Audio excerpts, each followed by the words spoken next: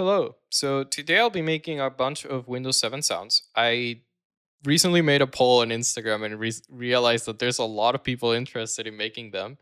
And so I decided, you know what? Let's do a tutorial.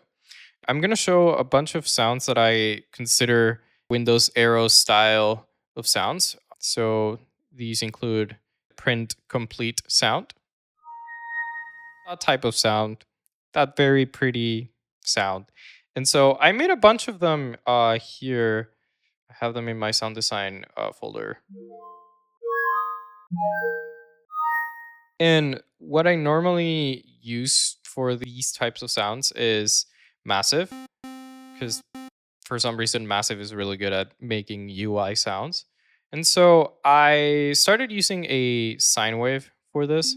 And I'm just gonna do a little like envelope shape like this. Envelope 4 is the amp envelope. So if I do, it'll just control the envelope of the sound of the main oscillators. But basically, what I tend to do for these sort of sounds, I realize that the attack is very soft.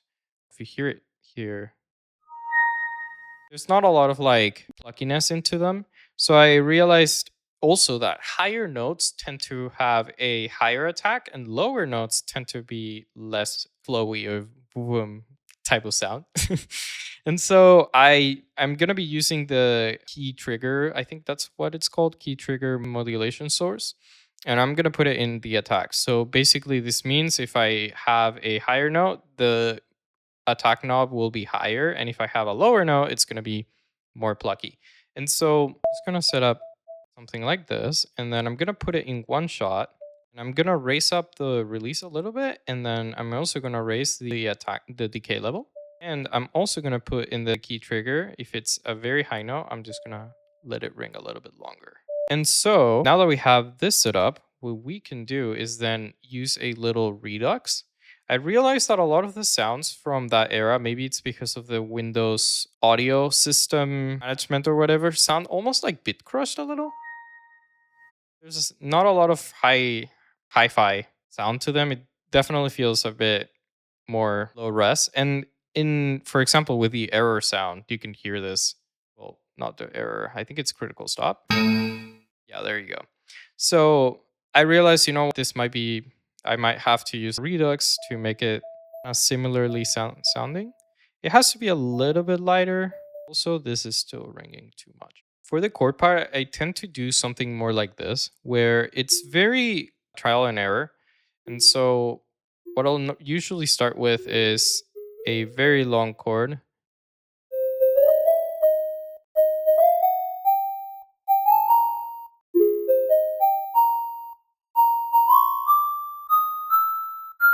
Like that. And I'll just have the lower note here.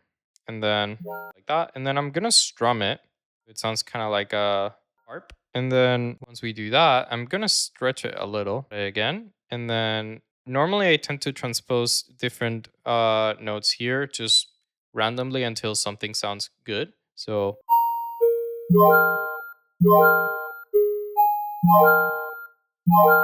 that's kind of nice.